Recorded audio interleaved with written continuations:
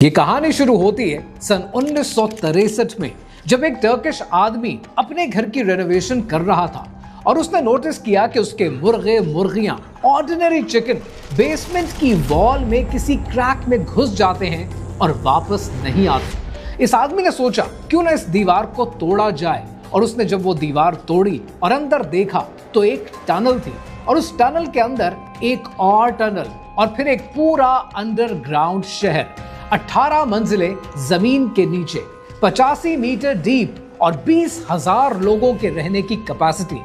Church, school, winery, stables, hospitals, dungeon, kitchen, यानी मुर्गियों ने एक पूरी सिविलाइजेशन को ढूंढ निकाला। और उस आदमी का नाम आपको तारीख में नहीं मिलता, ना उन मुर्गियों का जिक्र आपको तारीख में मिलता है, वो भी मौजूद नहीं है। अलेक्जेंडर ने एक दुनिया को कॉन्कर किया, किताबों में है। न्यूटन ने ग्रेविटी डिस्कवर की, किताबों में है। ये आदमी जिसने एक 3000 साल पुराना अंडरग्राउंड शहर ढूंढ निकाला, उसे कोई नहीं जानता, लिटरली एनोनिमस, क्योंकि तारीख सिर्फ पावरफुल लोगों को रिकॉर्ड करती है। अब यहाँ पर इस टॉपिक पर बनने वाली ज्यादातर वीडियोस एक गलती करती है। वो कहते हैं कि 20,000 लोग यहाँ छुपते थे। छुपते थे क्यों? क्या था ये कोई टेम्पररी शहर था, जैसे कोविड का कोई लॉकडाउन कि 3 हफ्ते अंदर रहे और फिर बाहर निकल आए? ये लॉकडाउन नहीं था, ये एक पूरी सिविलाइजेशन थी जमीन के नीचे, परमानेंटली फंक्शनल। सालों तक स्कूल था, वाइन फैक्ट्री थी, घर थे, और एक वाइन फैक्ट्री थी ताकि कल्चर कायम रहे जो इन लोगों का कल्चर था। हिस्टोरियंस कहते हैं कि वाइन प्रेस की एग्जिस्टेंस प्रूव करती है कि ये लोग टेम्पररी नहीं रहते थे, वो लॉन्ग टर्म रहने के लिए आए थे। तो सवाल ये है कि क्या ये सिर्फ एक बहुत ज्यादा पॉपुलेशन का बनकर था, या एक पूरी सिविलाइजेशन जो जमीन के नीचे अपनी एक दूसरी दुनिया बनाए हुए थी? और ये सिविलाइजेशन हमें आज के बारे में क्या सिखाती है, क्या बताती है, और क्या इंसान को वापस जेरे जमीन शहर बसाने चाहिए? कहानी क्या है, आइए समझते हैं।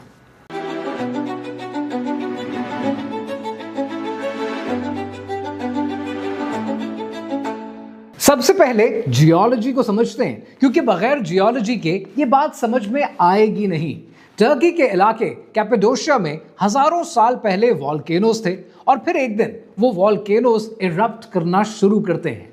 ऐश गिरती है लेयर बाय लेयर, दहाइयों तक, सदियों तक, और फिर वो ऐश आहिस्ता आहिस्ता रॉक में कन्वर्ट करती है, जिसे टफ कहा जाता है। ऊपर से सॉलिड लगती है, लेकिन अंदर से चीज की तरह नरम होती है, इतनी नरम कि आप टूथपिक से चाहें, शवल से चाहें, इवन हाथ के प्रेशर से भी कोशिश करें तो उसमें इंडेंटेशन आ जाती है। मतलब जमीन ने बेसिकली एक डिग हेयर का साइन लगा दिया था, और लोगों ने एग्जैक्टली वही किया आज से 3000 साल पहले। इसीलिए तुर्की के इलाके डिरिंक्यू में ही नहीं, बल्कि पूरे कैपेडोशिया में 200 से ज्यादा अंडरग्राउंड सिटीज हैं। 200 से ज्यादा सिर्फ एक ही रीजन में। डिरिंक्यू उनमें सबसे डीप है, सबसे कॉम्प्लेक्स है, और ये इंपॉर्टेंट है क्योंकि टफ इतनी स्टेबल है कि कोई फ्लोर आज तक कोलैप्स नहीं किया, यानी 3000 साल में जीरो कोलैप्स। पाकिस्तान में प्राइवेट हाउसिंग सोसाइटीज का कंस्ट्रक्शन एक साल में क्रैक्स आ जाते हैं। यहां एक सिविलाइजेशन ने मैनुअली अपने हाथ से 85 मीटर डीप एक शहर बनाया 3000 साल पहले, और वो आज भी खड़ा है। और ये बात इंजीनियर्स को सुननी चाहिए, लेकिन इंजीनियर्स सुनेंगे कैसे? क्योंकि हमारे इंजीनियर्स तो बिजी हैं प्लॉट्स और उनकी फाइल्स बेचने में। वापस आते हैं टॉपिक पर और चलते हैं इस रॉक के अंदर और देखते हैं कि हर फ्लोर पर क्या होता था। 18 मंजिलें, सिर्फ 8 पब्लिक के लिए ओपन, यानी अगली 10 मंजिलों की एक्सकवेशन अभी भी जारी है, यानी अभी भी चीजों की तलाश हो रही है। चलते हैं फ्लोर बाय फ्लोर, और पहले 2 फ्लोर्स पे, फ्लोर 1 और फ्लोर 2 पर क्या होता था। पहले 2 फ्लोर्स पर जानवर थे, कैटल्स, गोट्स, मुर्गे मुर्गियां, वही मुर्गे मुर्गियां जो इस वीडियो के शुरू में आपने सुने। वाटर ट्रफ कि जो रॉक के अंदर कट हुई हुई थी, और एनिमल्स को बांधने के लिए होल्स दीवारों में कार्व थे। जानवर ऊपर क्यों रखे थे? जानवर ऊपर रखने की वजह यह थी क्योंकि टनल नीचे जाकर नैरो हो जाती है। 70-80 केजीज की काउज अगर नीचे चली जाएंगी तो लेवल 12 पर जाकर वापस नहीं आ सकेंगी। लॉजिस्टिकल इशू था। फैमिली के लिए फ्लोर 3, 4 और 5 मुख्तस थे, यानी फैमिली अपने अपने स्पेसेस में स्टोन कार्व्ड बेडरूम्स में रहती थी। Kitchen with oven, storage rooms, wine press, oil press, और एक डिटेल जो सिर्फ एक हिस्टोरियन ने 370 BCE में रिकॉर्ड की। ज़ेनोफॉन ग्रीक जनरल था, अनातोलिया से गुजरा। उसने खुद इन अंडरग्राउंड ड्वेलिंग्स को देखा और उसने लिखा, the houses were underground, entrance like the mouth of a well, but broad and spacious below. In these dwellings were goats, sheep, cattle, cocks and hens, stores of wheat, barley, vegetable and wine. और ये वो सब लिख रहा है 370 BCE में जब वो यहां से गुजरा। इसका मतलब क्या है? इसका मतलब यह है कि ये रिटन रिकॉर्ड हजरत ईसा अलैहिस्सलाम से 370 साल पहले का है। तब भी ये सिटी डॉक्यूमेंटेड था, तब भी लोग अंदर थे, तब भी वाइन बन रही थी। सिविलाइजेशंस आती गई, एम्पायर्स बनते रहे, बिगड़ते रहे, पर ये शहर अपनी जगह कायम रहा। ड्रिंकियो के छठे फ्लोर पर बैरल वॉल्टेड सीलिंग्स थी, यानी ये स्टडी रूम्स थे side by side. Byzantine Christians ने ये मिशनरी स्कूल बना रखा था। जब वो यहां पर अंडरग्राउंड रहे, ये स्कूल चलता रहा और बच्चों को पढ़ाते रहे। यानी बाहर एक आर्मी खड़ी है और अंदर एक स्कूल चल रहा है। दुनिया का कितना मोटिवेटिंग स्कूल होगा, जरा इमेजिन करें। इमेजिन करें कि टीचर का मूड क्या होगा। पढ़ो क्योंकि बाहर दुश्मन की फौज खड़ी है, बाहर मंगोल्स हैं, और नतीजे में बच्चे ज्यादा होमवर्क करेंगे, ज्यादा काम करेंगे। मैं गारंटी देता हूं इतनी बड़ी मोटिवेटिंग पावर है कि एब्सेंट रेट लिटरली 0 होगा। लेवल 7 और लेवल 8 पे क्या था? लेवल 7 के ऊपर क्रूसीफॉर्म चर्च क्रॉस की शेप में स्टोन से कटा हुआ और बैप्टिस्ट्री भी की जाती थी, यानी नए क्रिश्चियंस को बैप्टाइज करने के लिए अंडरग्राउंड में फैसिलिटी मौजूद थी, धूप से दूर, जमीन के नीचे। लेवल 8 के ऊपर एक डंजन था, प्रिजन था, क्योंकि 20,000 लोगों में कुछ लोग तो राउडी होंगे जो लॉ एंड ऑर्डर को फॉलो नहीं करेंगे। इवन अंडरग्राउंड, जमीन के नीचे भी लॉ एंड ऑर्डर की जरूरत पड़ती है। सो बेसिकली उन्होंने जमीन के नीचे एक पूरी ह्यूमन सिविलाइजेशन को रेप्लिकेट किया था। चर्च थे, स्कूल था, बार थी, जेल थी, रियल एस्टेट, वाइनरी। यूं समझें कि जैसे DHA का कोई अंडरग्राउंड फेज है। अंडरग्राउंड फेज 1, प्लॉट्स अवेलेबल और प्लॉट का size, your own carved cave, amenities, fresh air shaft है, रोलिंग स्टोन्स सिक्योरिटी डोर्स के लिए, और वाइन ऑन टैप मिलती है। आज के रिसर्चर्स ने ड्रिंकियो में 600 से ज्यादा, लिटरली 600 से ज्यादा एंट्रेंसेस ढूंढी हैं। 600, यानी हर घर में, हर कोर्टयार्ड में, प्राइवेट रूम्स के अंदर, प्राइवेट होम्स के अंदर। मतलब ऊपर एक नॉर्मल शहर आबाद है, बाजार हैं, दुकानें हैं, लाइफ है, लोग आते जाते हैं, एक नॉर्मल टाउन है। लेकिन कुछ घरों में एक खास दरवाजा है जो सिर्फ फैमिली को पता है, और उस दरवाजे के नीचे एक पूरी सिविलाइजेशन, एक पूरी दुनिया आबाद है, और बाकी शहर को नहीं पता, बाकी शहर नहीं जानता। यानी ऊपर रेगुलर मोहल्ला है और नीचे एक अंडरग्राउंड मेगा सिटी है, और दोनों को एक दूसरे के बारे में कुछ नहीं पता, दोनों क्लूलेस हैं।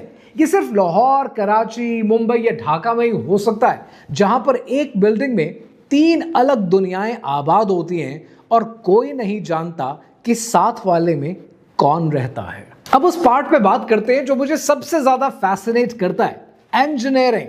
2800 साल पहले बिना कंप्यूटर के, बिना ऑटोकैड के सॉफ्टवेयर के, हाथ से हवा के लिए 15,000 माइक्रोशाफ्ट और 50 main shaft, 85 metre underground, 18 floors, 20,000 लोग, जानवर भी, इन सब के लिए फ्रेश एयर। पर कैसे?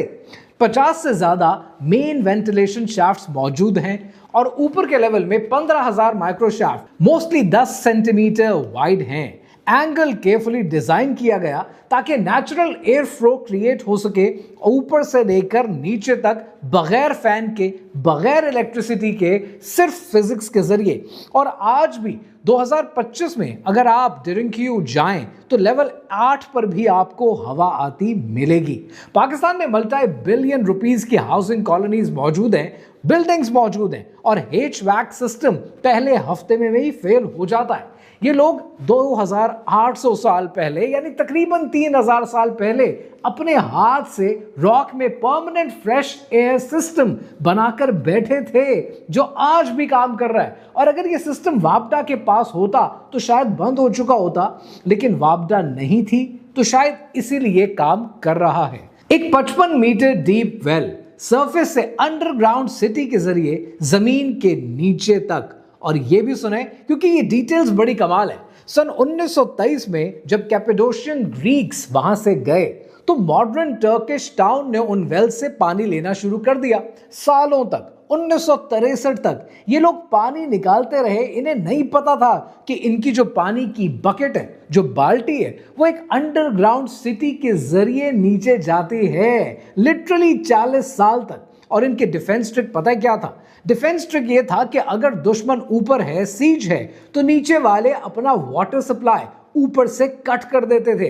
दुश्मन सोचता था कि मैं पानी रोक लूंगा तो नीचे वाले मजबूर हो जाएंगे, जबकि नीचे वालों के पास चेकमेट ये अवेलेबल था कि हम नीचे से ही पानी रोक लेंगे तो ऊपर वाले को पानी नहीं मिलेगा। दुश्मन के पास आर्मी थी, लेकिन इनके पास जियोलॉजी थी और जियोलॉजी जीत गई। अब जरा डिरिंक्यू के दरवाजों और उनकी डिफेंस की कहानी को समझते हैं। हर टनल के अंदर डिस्क शेप स्टोन्ड दरवाजे थे, यानी तकरीबन 500 किलो के, 500 किलो यानी हाफ अ टन, और रोल करके क्लोज हुआ करते थे। वो भी सिर्फ अंदर से, बाहर से पुश करो तो कुछ नहीं होता था। दरवाजे के बीच में एक छोटा सा सुराख था, सिर्फ एक। 14वीं सदी में अमीर तैमूर, मंगोल कॉन्करर, जिसने सेंट्रल एशिया को फतह किया था और रोंद डाला था, उसने अपने एक कप्तान को भेजा और ऑर्डर दिया कि जो लोग अंदर छुपे हैं अंडरग्राउंड, इन्हें पकड़कर बाहर लेकर आओ। कप्तान दरवाजे के पास गया, धक्का दिया, कुछ नहीं हुआ, अंदर से कुछ नहीं हुआ, क्योंकि दरवाजा अंदर से खुलता था। लेकिन उसने एक छोटा सा सुराख देखा और अंदर झांकने की कोशिश की। तब किसी ने तीर चला दिया और कप्तान वहीं पर मर गया। तैमूर की आर्मी अंदर नहीं घुस सकी और ये डॉक्यूमेंटेड हिस्ट्री है। रिचर्ड मैगेलवरी डॉकिंस ने 1916 में ये हिस्टोरिकल अकाउंट रिकॉर्ड किया है कि तैमूर के टाइम एक कप्तान को डिरिंक्यू जैसी जगह से तीर से मारा गया। तैमूर, जिसने समरकंद फतह किया, जिससे पूरी दुनिया कांपती थी, अंडरग्राउंड में एक आदमी, एक होल और एक तीर से वो हार गया। Smaller plan, better results. और ये बातें आपको टेक्स्ट बुक्स में नहीं पढ़ाई जाती, पर पढ़ाई जानी चाहिए। टनल इतनी नैरो थी कि एक वक्त में सिर्फ एक ही आदमी गुजर सकता था, उससे ज्यादा इंसान फिट नहीं हो सकते थे। Single file entry only. इसका मतलब क्या है? इसका मतलब ये कि बाहर बेशक 10,000 की फौज खड़ी हो, अंदर तो एक ही आदमी जा सकता है, और उस एक आदमी के मुकाबले में डिफेंस करना आसान होता है। आपने 300 स्पैरेटन्स की कहानी तो सुनी होगी, कितनी मूवीज बनी है इस टॉपिक पर। थर्मोपली का नैरो पास, जहां पर्शिया की पूरी आर्मी एक डायरेक्शन से ही आ सकती थी, हिस्ट्री की सबसे फेमस डिफेंस स्ट्रैटेजी। और इन लोगों ने खुद अपना थर्मोपली डिजाइन किया अंडरग्राउंड में, and they were absolutely the clear winner. अब बात करते हैं कि ये शहर बसाया किसने और क्यों बनाया, और जवाब एक ही है हर बार। 3000 साल तक बाहर कुछ था और अंदर कुछ और।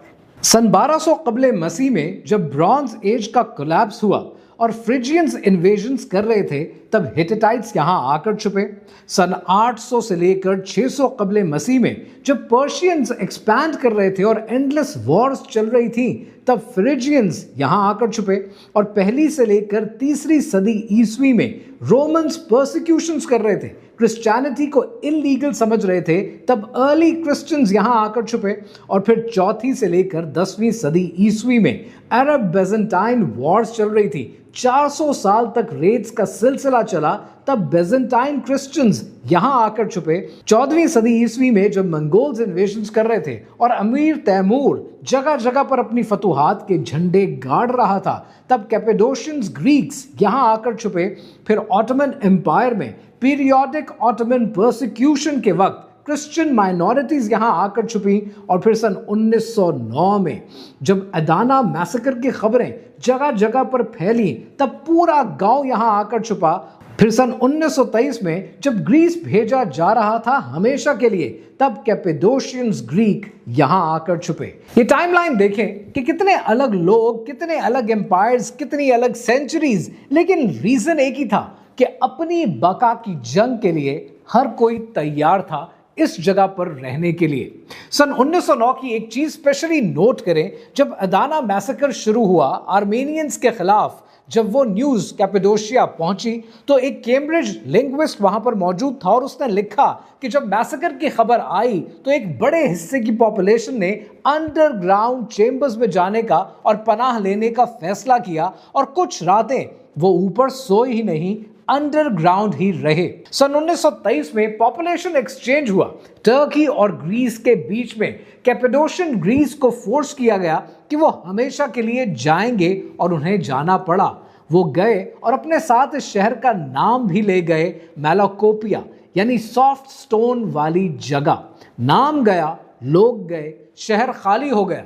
40 साल तक कोई नहीं आया। फिर सन 1963 में मुर्गे मुर्गियां लौट आए। अब आखिर में वो बात जो ज्यादातर लोग मिस कर जाते हैं, सन 2013 तुर्की के नए शहर में कंस्ट्रक्शन प्रोजेक्ट शुरू हुआ। ऑर्डिनरी इंफ्रास्ट्रक्चर वर्क था, वर्कर्स खोदने लगे और अंदर एक अंडरग्राउंड सिटी मिल गया। अभी भी पूरी तरह एक्सकवेशन नहीं हुई, अभी भी काम जारी है। अर्ली मेजरमेंट्स कहती है कि 113 मीटर डीप है, 4,60,000 स्क्वायर मीटर्स का एरिया है और पॉसिबली ये डिरिंक्यू से भी बड़ा है। दुनिया का लार्जेस्ट अंडरग्राउंड सिटी शायद सेकंड प्लेस पर है और अभी पहली प्लेस वाला वो अभी भी नीचे है। आर्कियोलॉजिकल काम अभी भी जारी है और शायद सालों तक जारी रहेगा। अब इस सब का मतलब क्या है? इस सब का मतलब यह है कि 2026 में बैठकर हम ये सोचते हैं कि दुनिया में जो कुछ डिस्कवर होना था हो चुका। गूगल मैप्स है, सैटेलाइट है, एआई है और एक कंप्लीट अंडरग्राउंड सिविलाइजेशन डिरिंक्यू से भी बड़ी, जिसका हमें पता भी नहीं है। 2013 में किसी कंस्ट्रक्शन प्रोजेक्ट के नतीजे में मिली है और हमने नोटिस किया कि 2024 में एक पोस्ट वायरल होती है और फिर हम समझते हैं कि बस डिरिंक्यू की कहानी इतनी ही है। इसलिए मैं आपसे बार बार कहता हूं कि अल्लाह सुब्हानहू तआला को समझने के लिए और इस दुनिया को समझने के लिए अभी बहुत वक्त चाहिए। ये कायनात अभी ना तमाम है शायद कि आ रही है दमादम सदाए कुन फयकून। कैपेडोशिया में अभी भी लोग रहते हैं, रेनोवेशन करते हैं, घर मौजूद हैं और अक्सर जब वो कुछ ना कुछ खोदते हैं, कुछ ना कुछ दीवार तोड़ते हैं तो उन्हें भी एक टनल मिल जाती है, एक पूरा शहर आबाद मिल जाता है। और इसीलिए जाते जाते मेरा आपसे एक सवाल है कि जमीन के नीचे जो लोग छुपे, जिन्होंने ये शहर आबाद किया, क्या वो लोग कमजोर थे? क्या वो हार मान गए थे या वो बस चुप हो गए थे? नहीं, ये वो थे कि जिनका बाहर की दुनिया ने सब कुछ छीन लिया था। एम्पायर ने छीन लिया, फौज ने छीन लिया, दुनिया ने छीन लिया, ऊपर की दुनिया से ये कट गए। तो इन्होंने क्या किया? इन्होंने नीचे अपनी एक दुनिया आबाद की। 3000 साल तक ये सरवाइव करते रहे, ये खामोश रहे, लेकिन अपनी मंजिलें अचीव करते रहे।